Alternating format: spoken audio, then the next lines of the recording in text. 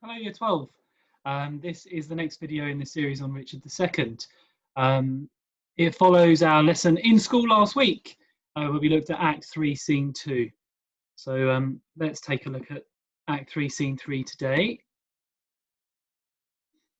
So we didn't quite get to the end of the scene in the classroom, but we did discuss in a significant amount of detail the extent to which we see Richard, who is still the king. Flip-flop was the informal way I put it, but the more formal way of articulating it is we see his indecision, we see his sort of vacillations in character. He believes he is powerful, he believes he is not powerful, he believes he can overcome Bolingbroke, he doesn't believe he can overcome Bolingbroke. And there's this constant indecision which runs through the way that he speaks.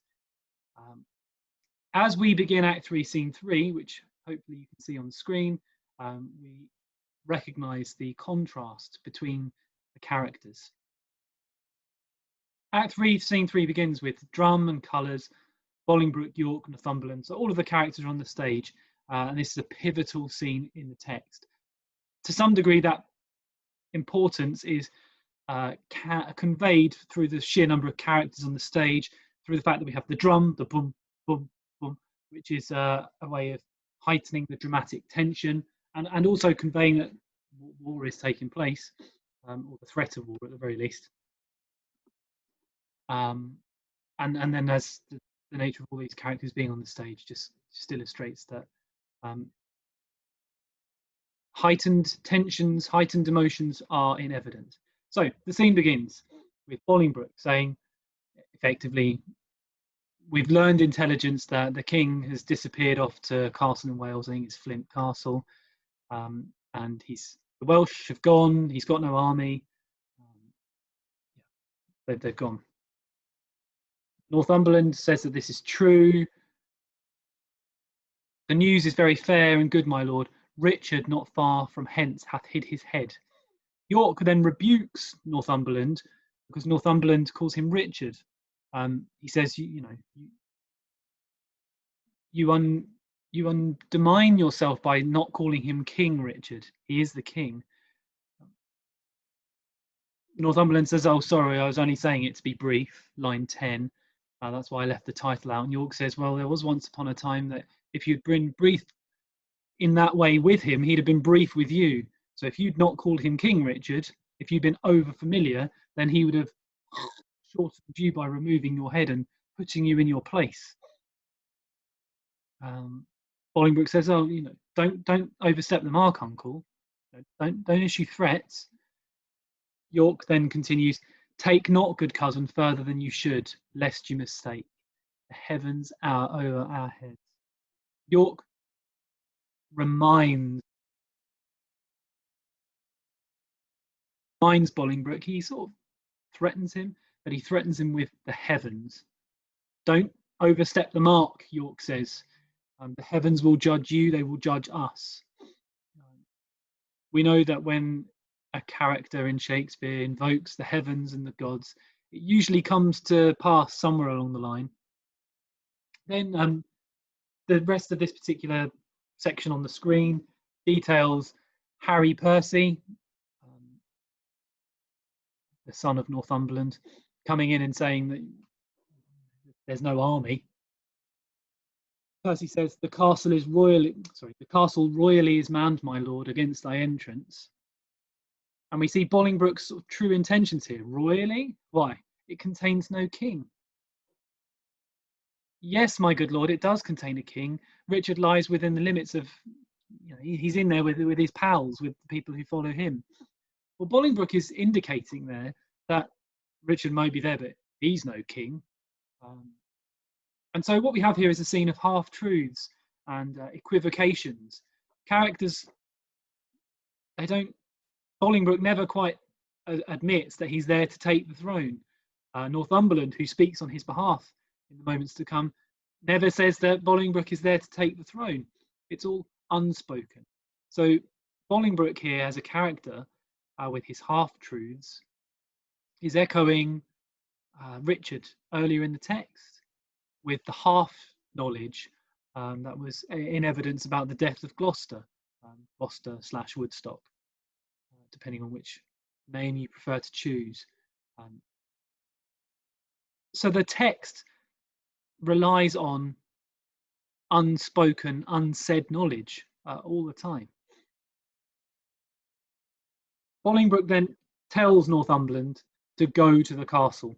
Noble lord, go to the rude ribs of Flint Castle, where Richard is, and through brazen trumpets send the breath of parley into his ruined ears, and thus deliver. So tell him that we're there to parley. Tell him that we're there for an armistice, a truce, that we want parley being the opportunity to discuss a dispute and discuss it like gentlemen. So tell him the message. Henry Bolingbroke on both his knees doth kiss King Richard's hand, and sends allegiance and true faith of heart to his most royal person. Hither come even at his feet to lay my arms and power, provided that my banishment repealed and lands restored again be freely granted. So he says, initially, tell him the message that I'm there because I want what's mine back. I want to be back in the country, my banishment repealed, my banishment taken away, and that I want my land, I want my title, I want the that which is owed me as a consequence from lands and possessions passing from father to son, from John of Gaunt to Bolingbroke. So he says, that's why I'm here. But then we have, if he doesn't give me what I want, I'll use the advantage of my power and lay the summer's dust with showers of blood, rain from the wounds of slaughtered Englishmen, the which, how far off from the mind of Bolingbroke, it is such crimson tempest, such a sort of blood-red storm, should bedrench the fresh green lap of fair King Richard's land, my stooping duty tenderly shall show. So how is Bolingbroke trying to persuade Richard there? Is give me what I want or else. And the or else is war, conflict. You claim to love this green land. You claim to value it. Well, the way to value it is to ensure that people don't die for nothing. So it's not necessarily an attempt at persuasion, but it's a threat. Do it or else. He says that I will stoop. He says that he will bow to him as well. Go signify as much while here we march upon the grassy carpet of this plain. Go and tell him while we wait here. Let's march without the noise of threatening drum, that from this castle's tottered battlements our fair appointments may be well perused. So we're going to stay back, he says. We're going to stay out of the way. We don't want to threaten him. We don't want it to make it seem like there's no choice, because that way we'll look like the bad guys. Now, he doesn't ever say that, of course, but it's one of these unspoken trends throughout the text. Methinks King Richard and myself should meet with no less terror than the elements of fire and water, when their thundering shock at meeting tears the cloudy cheeks of heaven. I said tears, it should say tears. At meeting tears the cloudy cheeks of heaven. He can be the fire, I'll be the yielding water. He's implying here that Richard can be the fiery character. He can be angry, he can be aggressive, he can be hostile. And by conveying himself as the yielding water, he's saying that he will defer to the king. So we have the extended metaphor of the fire and the water, these elemental characters. Richard is an elemental figure, symbolized through the fire and the sun. And Bolingbroke here, on the face of it, is saying that he will be deferential towards his king. But if we microscope that just a touch, we see that Bolingbroke knows that he can win and that he will win, because fire puts out water, doesn't it? So he can be the fiery one and I'll be the water, but either way I'm going to win. The rage be his whilst on the earth I reign. Rain, rain, rain, rain falling down, pitter patter, but reign with the pun on the word reign, R-E-I-G-N. He can be angry, but I'll be the one in charge. So we have these plays on words, this pun, deliberately illustrating to us as readers and audience members that Bolingbroke is there to take the throne, but never quite explicitly saying he's there to take the throne. He carries on, my waters, and on the earth and not on him. March on and mark, tell me how he looks. Pay attention to the way he's appearing. And then what they do is, we have this, what the staging does is illustrate the greatness of Richard. A second interpretation is that it's a way of mocking Richard. But either way, one of the reasons that this is a pivotal scene is because we have this moment of Richard up here in the ascendancy. We are told that Richard doth himself appear, as doth the blushing, discontented sun from out the fiery portal of the east, when he perceives the envious clouds are bent to dim his glory and to stain the track of his bright passage to the Occident, to the west. So we're being told here that Richard is like a blazing sun in the east, although it's a discontented sun, but he's in his moment from the east to the west. And the east is where obviously the sun rises, the west is where the sun sets. So we have this kind of ironic, mocking tone. Because on the one hand, he's saying, wow, look at Richard, he's in a sort of blaze of glory, illuminated by the sun. Ah, as it were. But the words of what he's actually saying are, look at him there, he looks discontented in the east as he makes his journey to the west, where the sun will set and where his day, where his time will pass. York says, wow, he looks like a king. Look carefully, behold, his eye as bright as is the eagle's, lightens forth controlling majesty. Wow. So some stagings of the text really accentuate Richard's grandeur, his greatness, illuminated in perfectly bright, blinding lights. Alack for woe that any harm should stain so fair a show. So York says, wow, it's amazing, it's majestic. Hopefully we don't, nothing could stain this, nothing could taint it. Now Bolingbroke is not there as such, he's at a distance. Richard says to Northumberland, because Northumberland has been sent as a conduit, as the go-between, we are amazed, we, meaning I the king and God who has appointed me, we are amazed, and thus long have we stood to watch the fearful bending of thy knee. I've been waiting, he says, because we thought ourselves thy lawful king. I've been waiting for you to bow. I've been waiting for you to take the knee. I've been waiting for you to be deferential, because we thought, I and God, God chose me. God, that fellow God, he chose me. We are waiting for you to show your deference. And if we be the king, how dare thy joints forget to pay their awful duty to our presence? He's angry. If we be not, if we're not the king, show us the hand of God that hath dismissed us from our stewardship. For well we know no hand of blood and bone can grip the sacred handle of our sceptre, unless he do profane, steal, or usurp. Tell me, he says to Northumberland, if I'm not the king, tell me what God has made somebody else the king, unless it's been done by theft, usurping. So we have his anger here.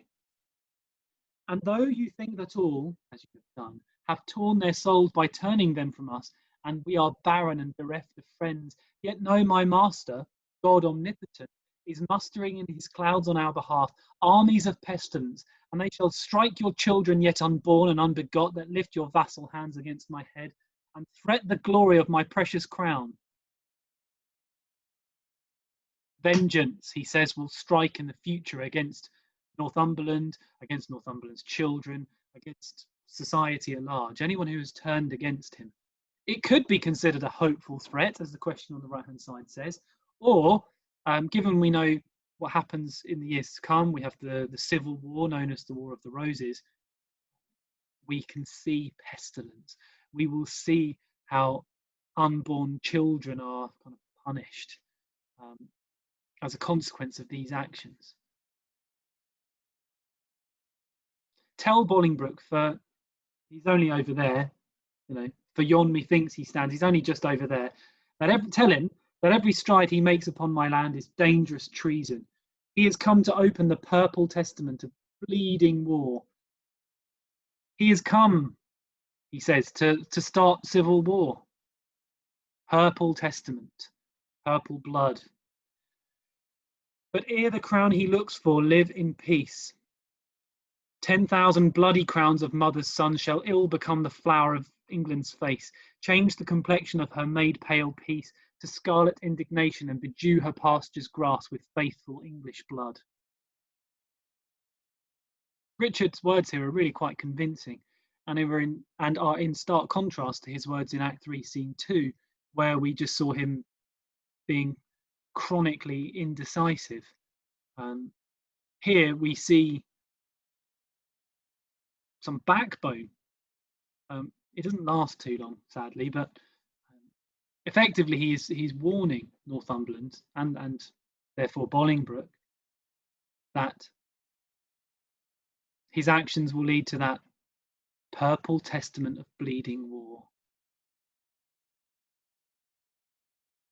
England, which is currently a flower, will turn to scarlet. There'll be scarlet indignation, and the fields, her pastures grass, will be bedewed with faithful English blood. Northumberland responds by saying, "The King of Heaven forbid our Lord the King should so with civil and uncivil arms be rushed upon." No, the law says that we can't attack you. Thy thrice noble cousin, Harry Bolingbroke, doth humbly kiss your hand, and by the honourable tomb he swears that stands upon your royal grandsire's bones, and by the royalties of both your bloods, currents that spring from one most gracious head, and by the buried hand of warlike Gaunt, and by the worth and honour of himself, comprising all that may be sworn or said, his coming hither hath no further scope than for his lineal royalties. I'll pause there. He's saying, the law decrees that we're not here to attack you. If anything, Bolingbroke, your cousin, has come here to swear allegiance and loyalty to you. The only thing he really wants is what is owed to him. Do we believe it? Absolutely not. He's assembled an army and travelled from one end of the country to the other. He's not there to just say, I want my title back, thanks very much. He's there just therefore to get his title, he says. Enfranchisement, freedom, liberty, enfranchisement, immediate on his knees, which on your royal party granted once, his glittering arms he will commend to rust, his barbed steeds, his barbed horses, to stables, and his heart to faithful service of your majesty. So if you give him what he wants, then he will be loyal to you, Northumberland says. He swears it, as he is a prince and just, and as I am a gentleman. I believe him. Richard says, Northumberland, say that I said to him, it's kind of silly, he's very welcome. His noble cousin is right to welcome hither, and all the number of his fair demands shall be accomplished without contradiction. Meaning, give him, I say he can have what he wants. With all the gracious utterance you have, speak to his gentle hearing, kind commends. Yeah, tell him he can have what he wants. Man, disappointing, because what we've got here is a capitulation. Richard has just given in. So his greatness was made apparent in his appearance, and some of his greatness as a sort of tragic hero are made clear in his articulacy. But this is a flaw, isn't it? That there's a weakness, there's a capitulation. Um, there's a sense that because he has been chosen by God, that the actions of men are seemingly beneath him. So Bolingbroke returns, sorry, Northumberland returns to Bolingbroke. Richard then says to his cousin Ormel, we're doing the wrong thing here, aren't we? We're lowering ourselves. We stoop to look like this and to speak so kindly to them. Shouldn't we call him back and say we're going to fight? Ormel says, no, good words, kind words. It gives us time. Richard then recognizes the flaw and the mistake of the past, which is he made the wrong decision with Bolingbroke. O God, that ever this tongue of mine that laid the sentence of dread banishment on yon proud man should take it off again with words of sooth. Oh, that I were as great as is my grief, or lesser than my name, or that I could forget what I have been, or not remember what I must be now. Swell'st thou, proud heart? I'll give thee scope to beat, since foes have scope to beat both thee and me. He's realised he's pathetic. He's realised that he's lost. If only I were as great as my grief is. He recognises that there's no fight within him. Northumberland comes back. And what we have here is a sort of rather, that's a fascinating rhetorical flourish, really, where we have a series of antitheses put together. And they demonstrate Richard's grief, I think is probably the word to go for. What does he say? He says, what must the king do now? Must he submit? The king shall do it. Must he be deposed? The king shall be contented. Must he lose the name of king? In God's name, let it go. I'll give my jewels for some things. My gorgeous palace, grand house, for a hermitage, a hermit, somebody who lives isolated and alone. I'll give my grand palace for a hermitage. My wonderful clothes for a, poxy gown.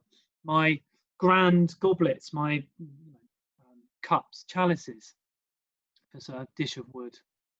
My sceptre for a palmer's walking staff. My subjects for a pair of carved saints, and my kingdom for a little grave. A little grave, an obscure grave, or I'll be buried in the king's highway. I'll be buried in the ground. I'll be buried in the roads. Some way of common trade where the people's feet may hourly trample on their sovereign's head. From my heart they tread now whilst they live. Bury me in the ground and have people walk all over me. That's what they're doing to my heart now, walking all over it. And buried once, why not upon my head? Ormel, you cry, my tender-hearted cousin. We'll make terrible weather with our tears, our sighs, and they shall lodge the summer corn and make a dearth in this revolting land. Or shall we play the wantons with our woes and make some pretty match with shedding tears? Shall we cry flirtatiously, he says, as thus to drop them still upon one place till they have fretted us a pair of graves within the earth, and therein laid? There lies two kinsmen, digged their graves with weeping eyes. So this is a reference to an epitaph, the kind of phrase that might go on a tombstone. Here lie two men who died from crying. Would not this ill do well? Well, I see I talk but I idly, and you laugh at me.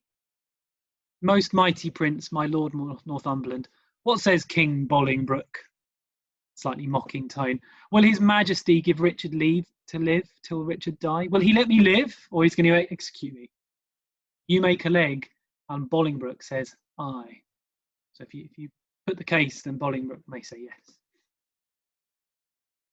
My lord, in the base court he doth attend. So Bolingbroke is already down here. He's already down here waiting for you. May it please you, Richard, to come down.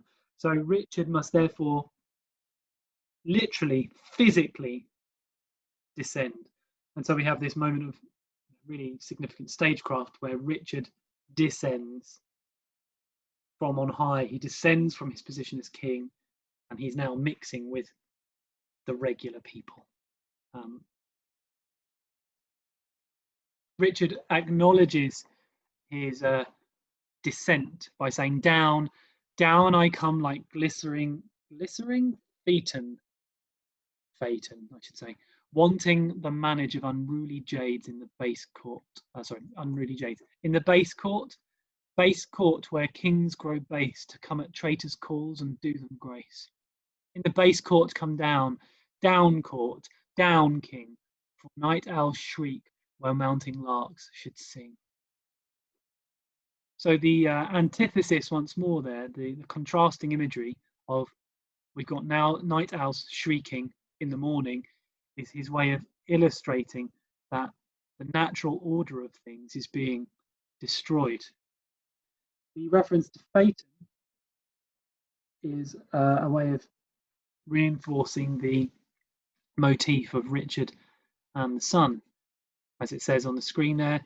The son of Apollo, the sun god, Phaeton borrowed his father's chariot, but like a modern teen with a family car, he crashes it, till Zeus steps in to avoid disaster by striking him with a lightning bolt. The image is a telling one for Richard, whose emblem was the sun, and who obviously compares himself to it a great deal. So he's referring here to his greatness, and down, down he comes. He was a god, but he now descends. The only problem for him being that there's no Zeus, there's no god to come in and fix things and save the day for him.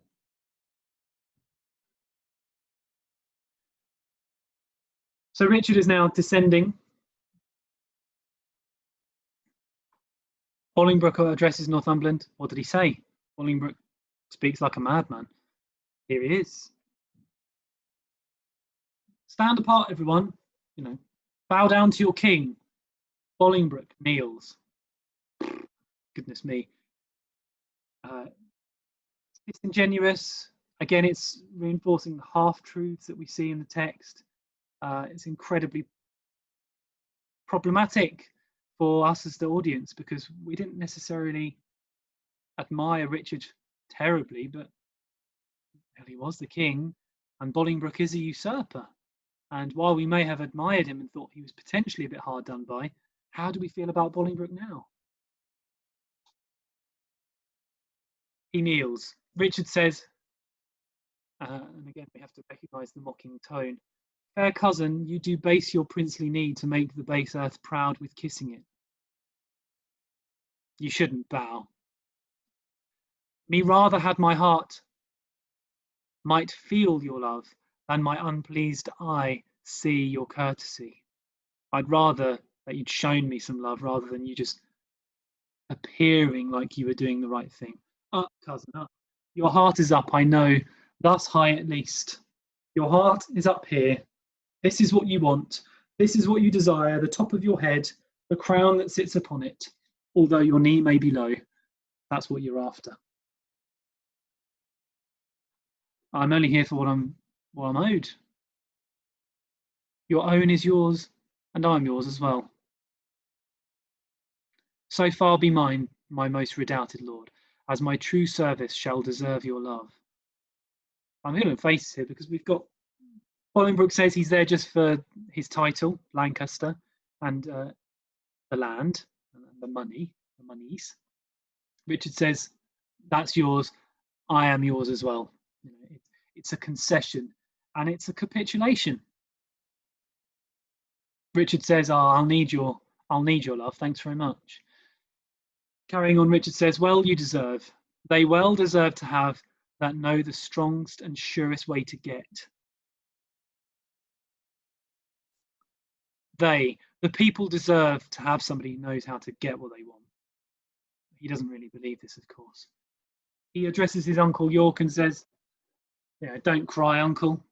The things that could fix your tears, they're long gone. Cousin, I'm too young to be your father, though you are old enough to be my heir.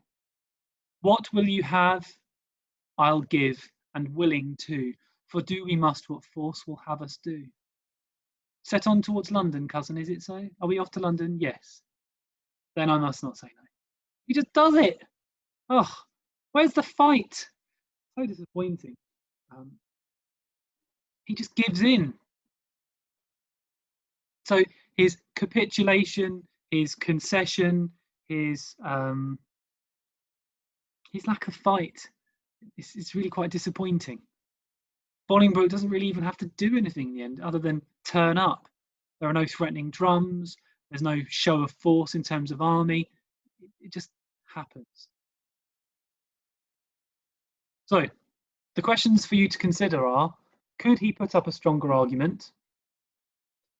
Why do you think Shakespeare presents Richard in this way? What does the scene show, suggest, indicate about the changing nature of kingship? And why might this be important to the Tudors? Those are some questions I want you to consider. The other questions that you've seen on your screen, annotate your texts with the answers to those, and hopefully what I've been talking about here will help to a significant degree. But your main task is that which was set last week, the exam style question. That's the main thing to focus on. These videos are to enable you to see the plot fully and hopefully understand the order of things. That's it for now.